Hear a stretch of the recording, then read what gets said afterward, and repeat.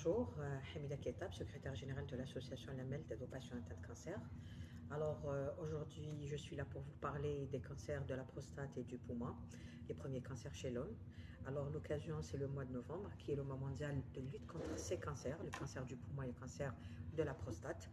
Au fait, malheureusement, la situation est un peu alarmante parce que le cancer du poumon est aujourd'hui en première position chez l'homme avec plus de 3500 nouveaux cas par an et aussi le cancer de la prostate, pratiquement la même chose, la même ligne, c'est plus presque 2000, plutôt presque 3000 nouveaux cas par an.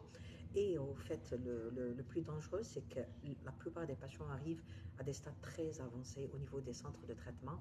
Pourquoi? Parce que malheureusement, on n'a toujours pas de programme de dépistage. Certes, peut-être pour le cancer du poumon, on n'a pas encore un dépistage qui est recommandé, mais quand même, il y a ce qu'on appelle la prévention, c'est la lutte contre les facteurs de risque. Et tout le monde connaît que le premier facteur de risque pour le cancer du poumon, c'est la cigarette. Mais nous n'avons pas un programme de lutte contre le tabagisme, que ce soit passif ou actif. Malheureusement, c'est pour ça nous voyons à chaque fois une nette augmentation des nombres de cancers de poumon.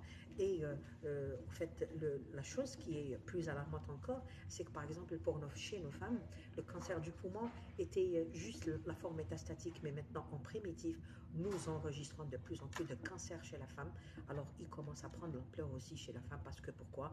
Nos femmes ont changé d'habitude. Il y a beaucoup de femmes maintenant qui fument et malheureusement, il y a cette chicha aussi qui commence à se propager entre même les jeunes filles et les femmes. Alors c'est pour ça nous enregistrons de plus en plus de cancers de poumons chez nos femmes aujourd'hui. Alors je vais parler par exemple pour la prostate. Je dis que malheureusement les deux tiers arrivent à des stades avancés alors que la prostate, on peut la prévenir et il y a un dépistage. C'est un cancer qu'on peut éviter par excellence, mais malheureusement, il n'y a toujours pas un programme national de dépistage cancer de la prostate, alors que c'est un geste très simple, c'est juste un taux des PSA, c'est un prélèvement sanguin pour faire les taux des PSA et un toucher rectal, un examen clinique à partir de 50 ans, chaque année chez son médecin traitant.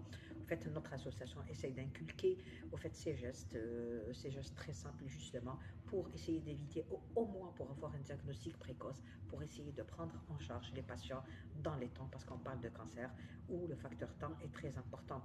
En fait, si on parle un peu de la souffrance ou le circuit des patients atteints de cancer du poumon et de la prostate, d'ailleurs, nous avons même vu plusieurs témoignages de patients qui sont atteints de cancer de poumon. Le problème, c'est qu'il n'y a pas, il y a la disponibilité des produits. Nous avons vécu une situation vraiment critique et malheureusement, ça continue pour certains produits, entre autres l'immunothérapie qui est très recommandée, qui a fait une révolution justement pour les traitements des cancers du poumon, qui n'est toujours pas disponible, qui n'est toujours pas encore commandé et qui malheureusement, c'est une perte vraiment de chance pour beaucoup de patients qui, par exemple, on n'avait pas de données, on n'avait pas de possibilité de traitement pour certains cancers. Maintenant, on parle de traitement, on parle même de guérison dans le cancer du poumon, c'est extraordinaire. Mais jusqu'à quand on va attendre? Parce que vraiment, c'est des chances qu'on fait rater à nos patients qui souffrent énormément. Alors, en plus des traitements, bien sûr, le problème de la radiothérapie qui persiste. Alors, et la radiothérapie, elle est très recommandée pour surtout le cancer de la prostate. Elle est vraiment, elle est recommandée et elle est indiquée pour tout ce qui est thérapeutique pour le cancer de la prostate. Mais malheureusement, pour avoir un accès à la radiothérapie, c'est vraiment pas évident. Vous le savez, la situation est critique et elle continue.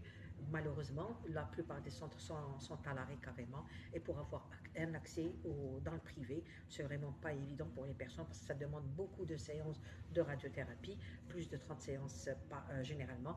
Et puis aussi, c'est pas remboursé par la CNAS. Je voudrais parler d'un problème très important, c'est les soins palliatifs, les soins de support qui sont inexistants sur le territoire national. Et donc les patients, surtout les patients du cancer, atteints de cancer du poumon, en dépendent vraiment parce que c'est une pathologie très lourde. Alors il faut vraiment qu'on trouve la solution pour une meilleure prise en charge de nos patients. Merci beaucoup.